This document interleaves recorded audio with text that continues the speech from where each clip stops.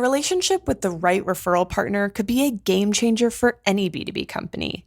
So what if you could reverse engineer these relationships at a moment's notice? Start a podcast, invite potential referral partners to be guests on your show, and grow your referral network faster than ever. Learn more at sweetfishmedia.com.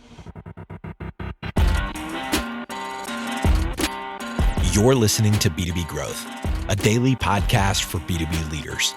We've interviewed names you've probably heard before, like Gary Vaynerchuk and Simon Sinek, but you've probably never heard from the majority of our guests.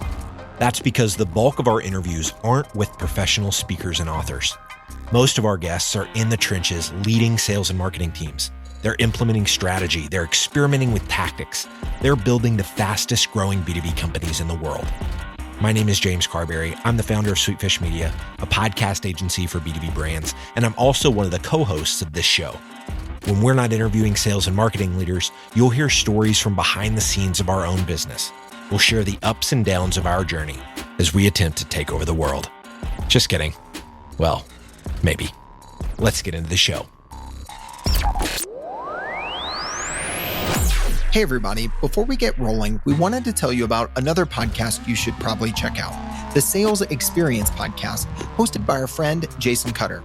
On the Sales Experience Podcast, Jason shares tips and lessons to help you create a sales experience that will turn more prospects into customers.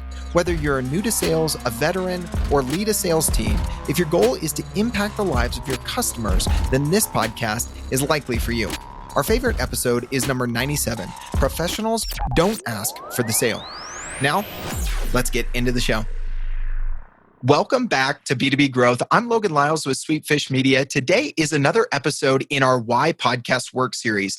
I'm joined today by David Bain. He's the author of Marketing Now and experienced podcast host on multiple fronts. David, how's it going today, sir? Hey, Logan. Great to be on with you. It's going very well, and hopefully with you as well. It's a fantastic day, even though I'm starting mine, you're wrapping up yours as we're in different time zones. But we're both having coffee. Exactly. And we're both having fun podcasting, the joy of podcasting. We're going to be talking about podcasting as it relates to a book. You've had some experience from starting a podcast to publishing a book. And especially for a lot of B2B brands that we work with, both are on their radar between podcasting and a book, maybe from their founder, their CEO, or their internal subject matter expert. And so I'm really excited to dive into this more, some tactics that you've used to go from one to the other. So before we get into that, I would love for you to share with listeners a little bit about yourself, your recent journey, and what you're up to these days. Sure. So nowadays, I'm really focusing in on helping marketers to stay up to date with the latest tools, tactics, and technologies. And that really helps them to actually cut through the noise, really focusing on what shifts the needle for them. And I do that through my book, as you mentioned, Marketing Now, and my soon-to-be podcast, which I'm going to relaunch. And this one's going to be called Marketing Now. I'm going to be redirecting everything else that I do towards that. I love it, man. So we're going to be walking through 6 specific steps from starting a podcast to publishing a book. And I love where you start with step 1, and that is really get going with the basics, right? Yeah, absolutely. You see so many people paralyzed by the fear that they have to get everything right to start off with, and they have to get the right equipment. They have to sketch out the first 20 episodes or so of what they do. They have to get professional microphone and figure out how everything works right, first of all. And I know I was kind of like that, but I just made myself do it. And looking back in it, I probably wish I hadn't even invested in the kind of equipment that I've got. I mean, I've got a really nice Electro Voice RE20 microphone, a bit of hardware which compresses my audio a little bit, but that's fairly complicated stuff, and you don't need that as a newbie. I suggest newbies get started with an ATR 2100 microphone, a really nice dynamic microphone that you can get for about $60, something like that. And if you just know where the sweet spot is, i.e., if you talk about 4 inches away from it, you have a nice windscreen. I never know which version of the word to talk about. One's right for America, one's right for the UK. And you have a boom stand that goes onto your desk, then that's only about $15 or something like that. So for probably about $80, you can get yourself up and running really nice sounding audio. And then to produce the podcast, all you need to do is get onto Skype, use a free bit of software to record both you and hopefully who you're going to be talking to on separate tracks. And then you're off and running. Record the first 20 or so episodes, find your voice, really discover what you're passionate about and what the likely structure of your show is going to be moving forward. And I can guarantee you, episode 20 will be completely different from episode 1, no matter how much you plan things out beforehand. Yeah, it's amazing. Now we're at the point in our own podcasting journey where we point back, wow, that was sub episode 500. That was sub episode 100, because we're almost 1,200 episodes in on this show now. And I can guarantee you that from whether it's 100 to 1,000 or from 1 to 20, you learn, you get better, you iterate on things, but you can't iterate, you can't change, you can't improve unless you start. And exactly. I like what your second tip here is, or your second step, and that is start to look at enhancing your audio quality, incorporate intro and outro bumpers. I mean, it really mirrors where we help a lot of our customers. Some of the gear that you recommended is where we help them definitely start out. So, I mean, we're just speaking the same language here that in typically our launch process with a customer, we're helping develop those intros and outros, but that doesn't mean that we're not helping them start to record, because you don't have to have those in order to, as you said, start to find your voice and get into practice, right? Exactly. I mean, when you're starting off, you don't want to be thinking about things like bumpers or intros and outros or incorporating different elements into what you're recording when you're recording it. But after you record, I say about 20 episodes or so, you start to get comfortable with what you're doing. And if you're doing everything yourself, you might look at using something like an iPad and a mixer and using some kind of app to play your intros and outros while you're actually recording and save yourself a little bit of time there. Of course, if you end up producing your show live, if you do it live streamed, then it's a great way to actually incorporate elements in it live. It's not the kind of thing you want to do when you're starting off to begin with. But that's step number 2, is really thinking a little bit about your audio quality, the quality of everything you're producing, obviously your overall show format, but how you're talking into the microphone. The great thing about the ATR 2100s, like I was mentioning to begin with, is it's got 2 different ports, 2 different ways of connecting to your system. So you can connect using a USB, or you can connect using an XLR. An XLR is more of a professional type connection, and you can connect directly to the mixer. So you can start off by connecting it to your computer for the first 20 or so episodes, and then you can move on to moving a mixer, add an iPad or some other system in, perhaps using an external audio recorder like the Zoom H5 or the Zoom H4n as we use as well.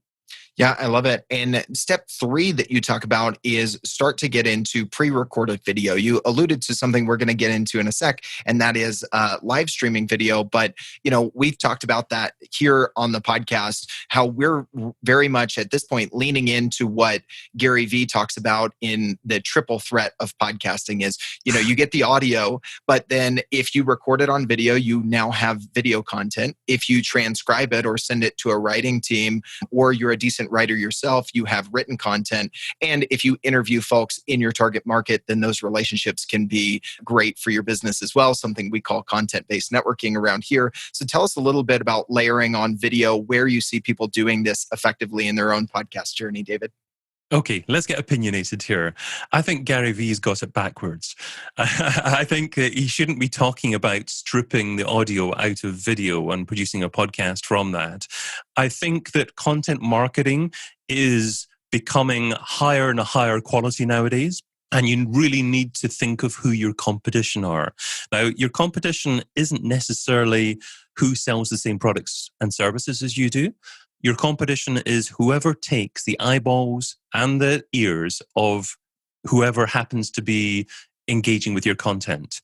So that could be Netflix, it could be the BBC, it could be massive media brands like that. So the question is, how good is the quality of your content compared with the rest of your the content that your consumers are producing? So what I'm saying is, before you move on to video, get your audio quality right. And step 3, as you're mentioning there, Logan, before you move on to live streaming, get video right. So get comfortable with producing video and looking into the camera, saying your intros and your outros, perhaps incorporating your bumpers, your different elements that you bring into your show, and talking to your guest and being a little bit more natural in front of a camera before you move on to live streaming. Because there's loads and loads of people live streaming in your industry. What are you doing to position yourself as the professional, as the better quality person within your industry? So practice your show, audio first, incorporating all of the different elements in there in step 2, and then step 3, moving on to video, but pre-recorded video, so it's not so stressful. You can stop if you want to stop, and you can go back and you can do things. So no pressure there. Yeah, absolutely. I mean, in my own podcasting journey, that's really, I talked a lot about with customers when I first came on board and shared my own podcasting journey. I joined B2B Growth as a co-host several hundred episodes in, jumped into being a daily podcast host, but without video first, got comfortable on the mic. And both myself and our team, as we've progressed in our own podcasting expertise for ourselves and for our customers, we've only now recently started to build out a video team so that we can do it right. Not simply, okay, let's grab the Zoom video and just put the talking heads out there like everyone does, but let's do it right. Let's think about, if we're going to do long form video, what is the place for that? If we're going to do short snippet video to promote the show, how are we going to do that? And where is the place for it? Because there's, as you pointed, there's different types of content that folks are consuming, different times when they want to consume long form video versus short form video. So think about those things. Tell us a little bit about your own journey, how you got into live streaming and how that played off of the steps incrementally that you had led up to there in your own podcasting journey. Sure. Just a little additional point about video. When I listen to YouTube, and I'm sure it's the same as many other people out there, I often press play. And if it's people discussing things, I'll keep the video playing, but I'll walk around and I'll just listen to the audio and perhaps occasionally watch the video to see what's happening. So unless you're producing great quality audio, then I'm going to switch off. I'm going to go to something else. But in terms of live streaming, the challenging thing about live streaming is that it tends to also incorporate a live audience and people adding their opinion, a chat beside the live stream. So that's a different skill set as well. So when you're interacting with the audience, when you're perhaps asking for questions or bringing their thoughts into the conversation, you don't want to be thinking about how your microphone works or what's happening with the video or whether or not all your technology is working. So that's why I'm recommending doing all these steps before moving into live stream. In terms of how I got into live streaming, it was probably initially through Periscope, and that was about maybe 4 years ago or something like that. And live streaming really was just becoming available to the general public then as well. I mean, I did it a little bit through YouTube and I guess Google Hangouts before that. But in terms of really embracing it, it was probably Periscope, because that was the platform that brought in the community, the interaction, and the real opportunity as a marketer to have a genuine conversation with your audience using live video. Hey everybody, Logan with Sweetfish here. You probably already know that we think you should start a podcast if you haven't already. But what if you have and you're asking these kinds of questions? How much has our podcast impacted revenue this year? How's our sales team actually leveraging the podcast content? If you can't answer these questions, you're actually not alone. This is why Casted created the very first content marketing platform made specifically for B2B podcasting. Now you can more easily search and share your audio content while getting greater visibility into the impact of your podcast. The marketing teams at Drift, Terminus, and here at Sweetfish have started using Casted to get more value out of our podcasts, and you probably can too. You can check out the product in action at casted.us/growth. That's casted.us/growth. All right, let's get back to the show. This next one, your fifth step, is around an online summit, which I have some personal passion about this because it was through a couple of virtual summits that James and the team put on before I was a part of the Sweetfish team that put Sweetfish, that put B2B Growth on my radar. And thankfully for me, that led to me joining the team and now being on this phenomenal rocket ship of a growing startup in a booming space of podcasting. So side note, but I'm passionate about this. I think that virtual summits or online summits, whichever way you want to term them, can be very powerful by rounding up the right people and putting a date to something, but making it easy for people to interact a little bit easier than a physical conference. So tell us a little bit about the strategy here.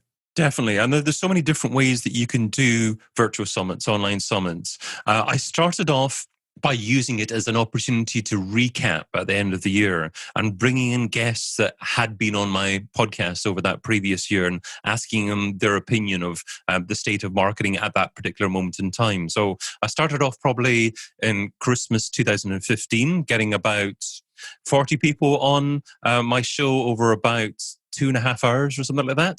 And that amplified up to over 100 people on, live streamed over 8 hours. And what I've done for that particular concept is given marketers just 3 minutes each to come on and share their number one actionable tip for that particular moment in time. So it really focuses people and it's really fun for the audience. And of course, the people participating and have that little bit motivation to market the show on your behalf as well. So for that show, I do it live on Facebook and YouTube and Twitter and LinkedIn as well. And just try and get as many people as watching live as possible. And it creates an incredible amount of interaction.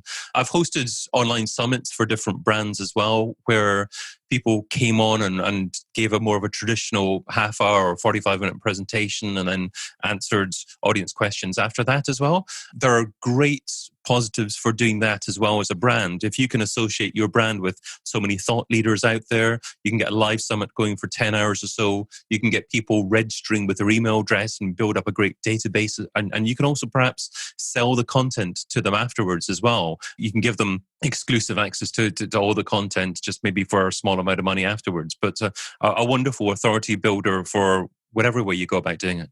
Yeah, absolutely. David, you speak to a couple of things there. You can use it for your general brand awareness. You can use it for content monetization down the road. You can also use it as lead gen, as you're collecting email addresses for these. We've started that as a tactic to build email lists for some of the shows that we're launching in our network, doing kind of mini summits. We call them master classes, premium gated content that is kind of in this short form where you have someone share a specific tips around a very specific topic or question. And so I love what you're saying there. We've put it into practice ourselves, so I can attest to it as well. So we promised in the onset, we were going to talk about this transition from podcast to book. So you've done a really great job of laying out kind of 5 sequential steps that you can take in your own podcasting journey. You don't necessarily have to have all of these in place to go to a book, but tell us a little bit about that transition and how it can make it easier if your aim is to eventually write a book, use that as an authority builder. Some folks are using that because they're trying to get more speaking engagements. There can be a lot of reasons why, but tell us a little bit about the how in that transition, David. Sure. Now, you don't have to follow every single step, but I've found it really useful to learn and to ensure that I mastered the different levels before moving on to the next stage. With regards to the book, what I've done for the book that I'm launching next month, it was December the 10th as we were speaking. We're recording this 14th of November, so not sure definitely about when this show is going to be published. But in terms of the book, now I've possibly done it the most challenging way possible. I've done an 8-hour live stream and had about 130 odd marketers on there, and first of all, transcribed all of the content, all of the tips that they shared, and then ensured that the transcription was correct, and then taken the transcription and realized a book's not a transcription. A book is actually written completely differently.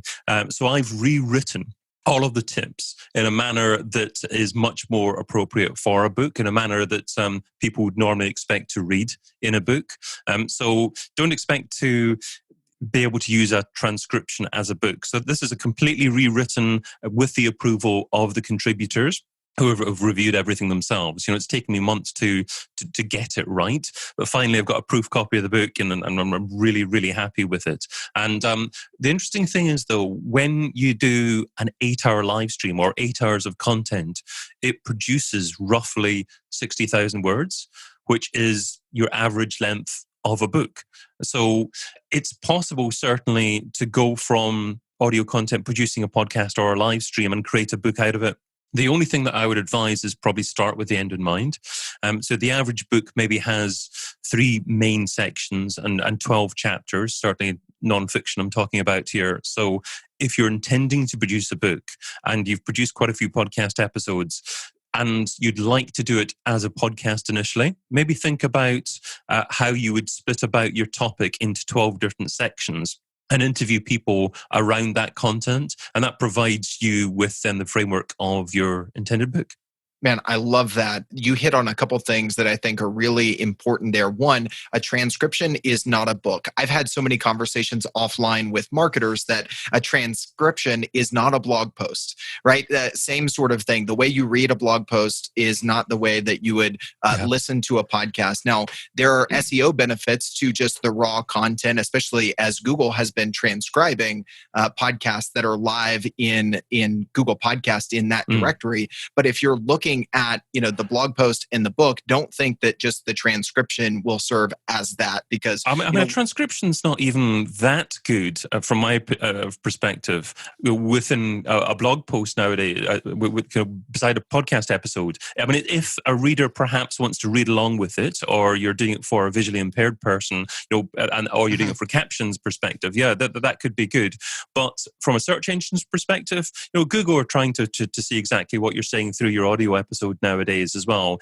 And from a UX perspective, they're looking for text that people will want to read, and not text that's just been easily produced from I don't know if you heard that there, but that was my phone saying there. This is the top result there. I said the G word. Yep. And I don't want to say it again, but